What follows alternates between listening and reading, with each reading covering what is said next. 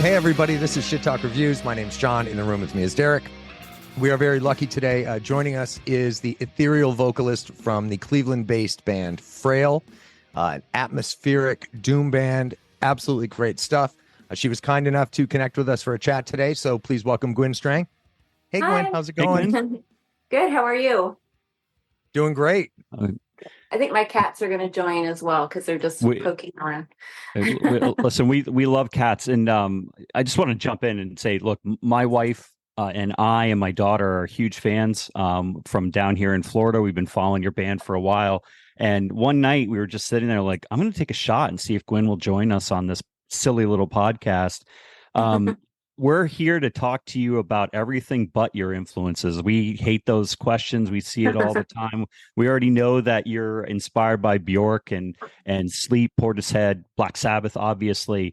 Everybody knows your background. You met Sean through the fashion industry and clothing design, and you are interesting beyond interesting. And I just want to jump right into it. New label, the Oracle Management. And you posted on Friday that you have some cool stuff coming. Can you fill us in a little bit about what you can tell us that's coming up?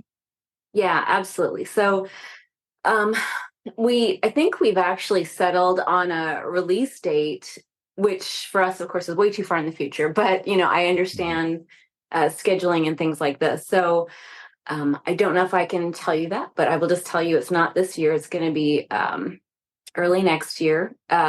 But we have a lot of cool things coming up this year. So we're playing with the Canton Symphony Orchestra at the end of the year.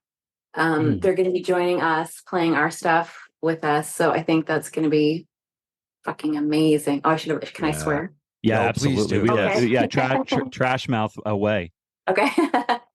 And then we're working on for the first time in forever, we actually have a budget for like music videos. So we're starting shooting on our first one coming up on Friday, and again at the House of Will. So it should be pretty cool. And then we've got like a bunch of ideas for like, we're just going to do 5 videos. Just like, we feel like this, of course, I mean, everybody says this about every album that they do, but this album has been written for like a year. And so right now it's like with the producer, we've never used a producer before, right? It's always been us, but it's with the producer. And like, it blows my mind what, because it's always been Sean and I that have just written and done everything. And it's all our ideas. And it's just, we held it very close, but opening it up to like somebody else to add, it's still us, but like to add flourishes or like, hey, what about this effect? Or what about this? Like, it's amazing. And so I don't want to rush it. I've been upstairs in our studio, literally, no lie, 8 to 10 hours every single day for like the last 2 to 3 months. And this is a labor of love. Like I have, like, this is an album whose concept came to me pretty much after we finished Skin and Sorrow, and it's been there and it's been itching to get out. And so now that it's actually coming out and getting out, it feels like such a catharsis and a relief and release as well. And it's just, I'm just excited to get this thing out. Can you share with us what conceptually what this new material's about? I think I have to be kind of coy about it, but I can say that we're all heretics in one way or another. And,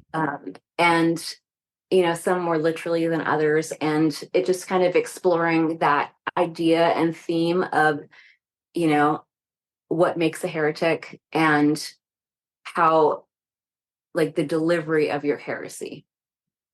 Did you feel, and I'm a parent and it's hard to let mentors of your kids mentor. Was it hard for the brand or the band of Frayle to be bringing in a wider group at first? Did you resist, or were you really open to it in the beginning?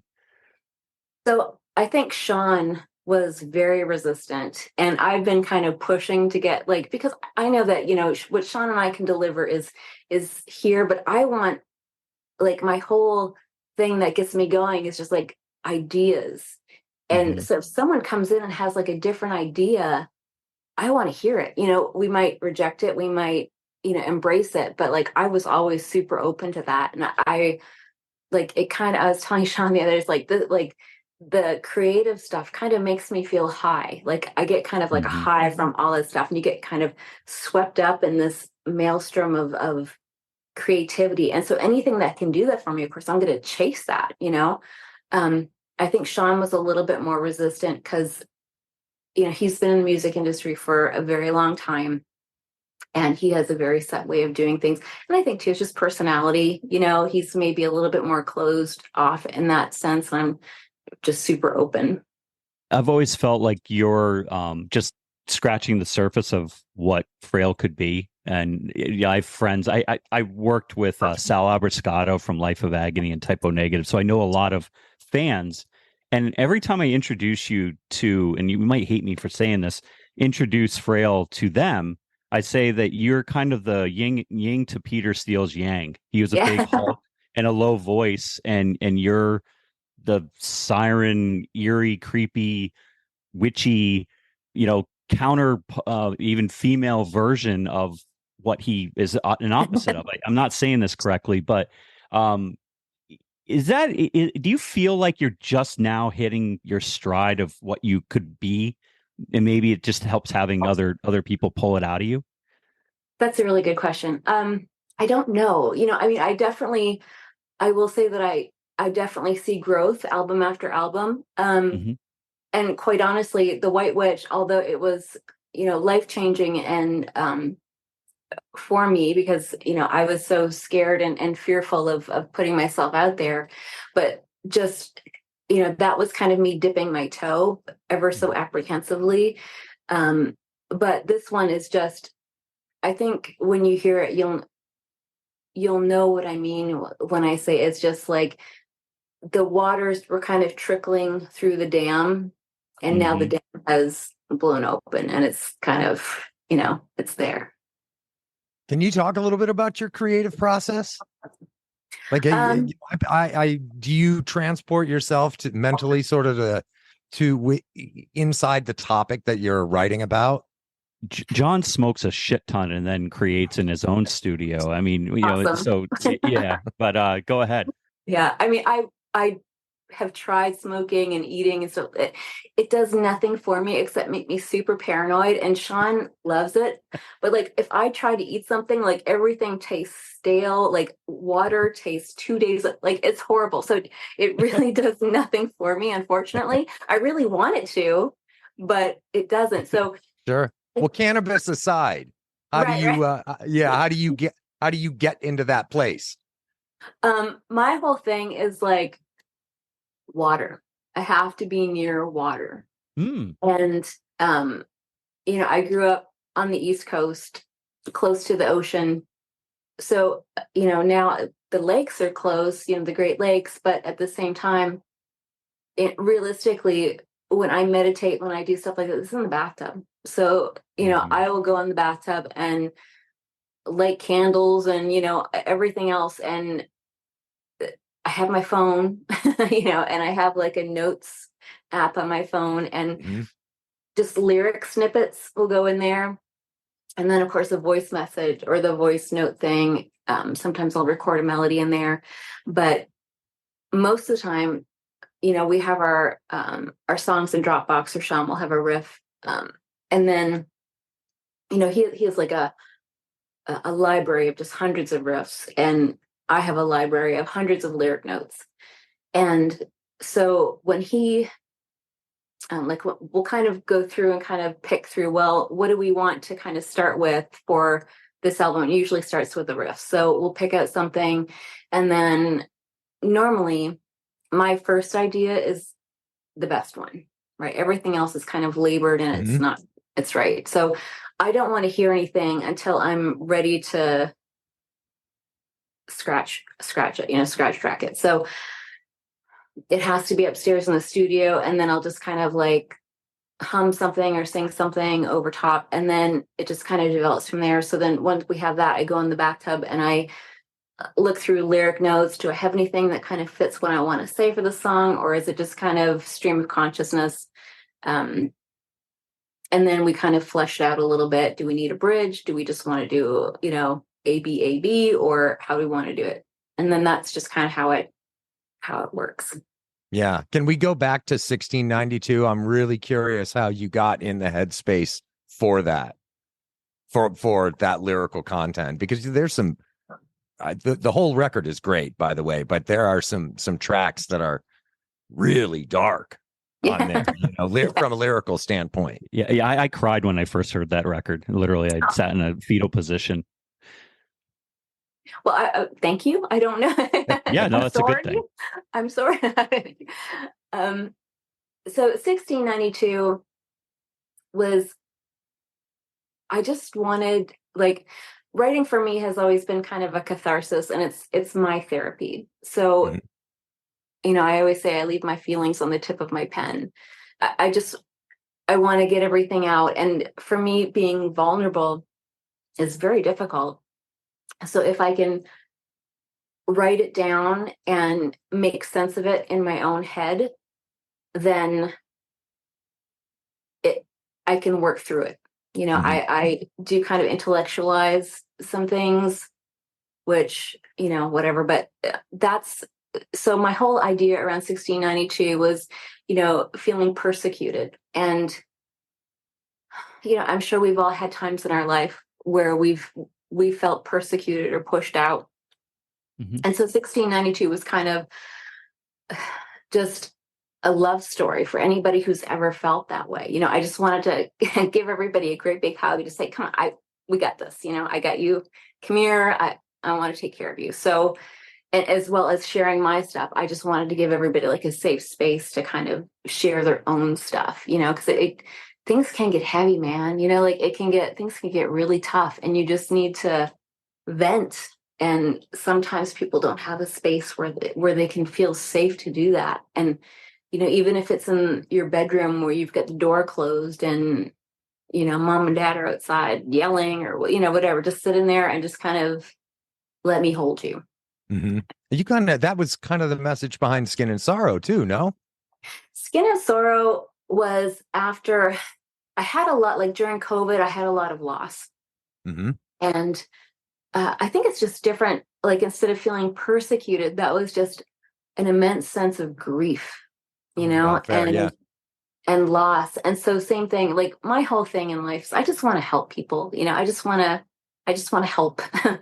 And if I can help anybody by like telling them you're not alone, I'm going through this, or I've gone through this as well.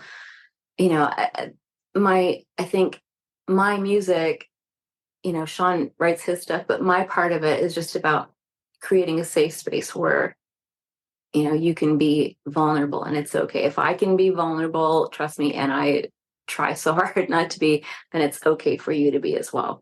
Yeah, that's great. For as unique a band as you are, and I mean that, like there's not another band and another singer that really sounds like you and can do the things that you do.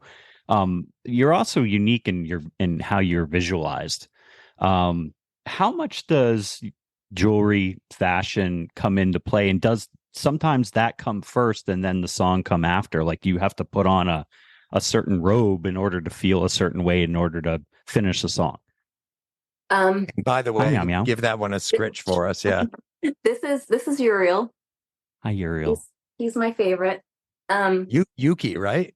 Yuki, yes. Yeah. Yuki for short. Fashion, I mean, it's very important to me, but it never comes first. I go. But when Sean and I are both very visual people, obviously we're, designers. And so when I think about a song and we think about putting a video together, I want to think about, like, for me, it's all about the snippets, right? Like, I want this scene and I want this to look like this and I want to be wearing this. And Sean is more of like, like okay, so to get from there to there, we'll do this. So we complement each other very well. But as far as fashion, like I just love it. And there's so many interesting things out there. Like I've never really cared about being conventionally pretty. I just always want things to look interesting. And I just want to spark some conversation or something, like it's not about being pretty. It's about being interesting. That's the whole thing. I had a question going back to your writing process. Do you write for yourself, or from a content perspective, do you write for yourself or do you write for your audience? I think when I'm writing, it's for me. Everything is extremely personal, and that's how I work through it a lot of times is, again, mostly in the bathtub, magical bathtub. And I sit in there with my phone and I'll write it out. There are some songs that I write for the audience, and those are kind of like, Darker Than Black.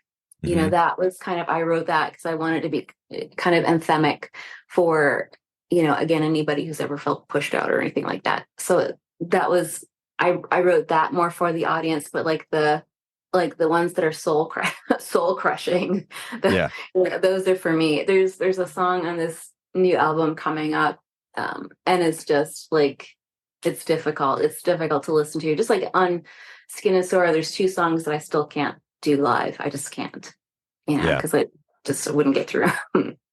Watch them become your Enter Sandman. Then you have to play it. Right. Watch you be suffering every night. I'm going to switch gears a little bit. One of my favorite videos on YouTube is your video of live at the House of Wills. What does that building mean to you? Because you're going back there. You mentioned it again. And what do you feel when you go there? And this might be a witch question. Yeah, kind of is.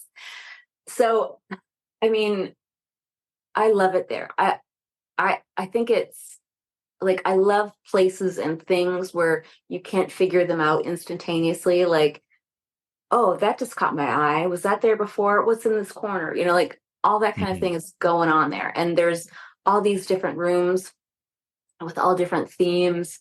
And anytime you have a 7-foot Jesus, I'm there, but beyond church, but it's just such a creepy, homey place. And I know that sounds kind of weird, but to me, it feels homey. And I don't know how to explain that, but there's definitely stuff going on there. Like when we shot there last time, batteries drained instantaneously. The drone just kind of, went off and slammed into a wall, just like crazy things. There's definitely a very palpable energy there, but I don't mind it at all. I think it's great. Can you talk a little bit about the mechanics of working with the orchestra, the project you've got coming up, those shows, or what is the logistics? How, like, who's writing those string parts? Is it a collaboration with them? Are they coming up matching stuff to what you've already got? Sure. So it's still really in the infancy stage, but I think they're writing it. I think they're like, we're going to say we want to play these songs. And they're going to write it. Now, there's one song that we wrote for Women of Doom a while ago called Marrow. It actually happens to be one of my favorite songs that we've done, and it actually has a string part that I wrote for it. So I'm sure that will be one of the ones that we want to play. But I think it's going to be them. So I'm super excited, with what they come up with. I'm kind of. Is that excited. A one-off engagement or? One-off. I think they're doing it with a couple of other bands, I would assume. We're not worried about them. Yeah, but no, we're super pumped to do that. So that's in November sometime, but I don't really know when. But that will be at the Oracle I think that's in Canton. I don't know. You said early next year, hopefully, for the album. And any touring plans after that? So we're working with a new agent, and, so there's nothing planned as of yet, but okay, he's got some ideas, like, I don't think I can say, but the ideas that he has are like maybe we'll fly to London for, a one-off that's kind of in this really cool whatever. And then we go back and then, we do a kind of little drips and then we go on tour after, when the album's released. But, he's Europe only, I think, although he might handle like other areas as well. But I feel like Europe has always been easier for us to tour, which is strange, but yeah, I really like it over there. I mean, I love it here too. When we went around with Cradle, that was awesome. That was great, but I don't know. So right now, nothing that I can say, but Gotcha. There will be something around the album. But. Do you enjoy touring? Not necessarily being on stage and playing, but everything else associated with touring. Do you enjoy it, or is it laborious for you? I love it. I love every second of it. I love sitting in the van. I love driving from work. Like, I love it. And Sean actually thought, because that I would hate it, but I love every second of it. And I love, you wake up tired. Maybe you sleep in the van. Maybe you don't. You're off to the next gig. You play. I just love everything about it. Meeting the people. We hope for your sake you have big giant tour buses in your future and you're hitting all of the big giant festival circuits in Europe. And I have a feeling, just my little witch side is saying that your future is going to probably entail some of that. I could be wrong, but I think I'm feeling good about it. Let's cross our fingers for that, right? I said, if we ever get the big tour bus, I'm in the back. Y'all can sleep in the bunks. I get the back. Take me through your perfect day. Oh, sorry, Derek. I didn't mean to stop. Well, no, that's the way it should be. She should have the privacy in the very, very back of the bus for sure. Right. Yeah. All right, I'm going to call you when we get there, and Dan's like, no, and I'm like, no, I get the back. The guys can sit up front and fart in the middle. That's right. Yeah. Let me be in back with like crystals and candles. That's it. Well, take me through your perfect day. You wake up. What are you doing until the time you crash out? Wow. There's got to be making stuff. I just want to, whether it be recording stuff or traveling's in there somewhere, but creating, like, whether it be sewing something or putting stuff together or singing and just having like a really cool conversation with other creative people and all that stuff is just really important, and that to me is what makes like the perfect day. Nice. What are we having for lunch? Oh, perfect day, like nothing doesn't matter, calories doesn't matter. No, just, absolutely doesn't matter. Well, probably some giant chocolate something. Giant chocolate something. Realistically, then mostly I really love salads. Like I know it sounds dumb, but I love salads. I don't like heavy food except for chocolate. Like you give me like a giant chocolate brick cake, something. Yeah. I'm happy. I'm in the corner. Yeah.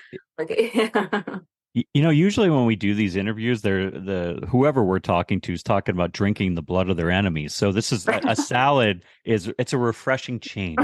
Right, salad and chocolate. That's me. It's a nice break. And ice water. Oh Lord, yeah, it's boring, but that's me. What are you listening to right now? What do you have on repeat on Spotify or whatever? Yeah, so the ones that are always on there are like King Woman, Funerals, Pin. I don't know how to pronounce it. I think it's Pijn. And then there's my guilty pleasure is Cobra. I love her. Nice. Yeah. She's great. Gets you going in the morning, Yep. But Typo, there's just all kinds of, it depends on my mood. Mm-hmm. If I'm not writing, I like to turn on Portishead or Blonde Redhead or,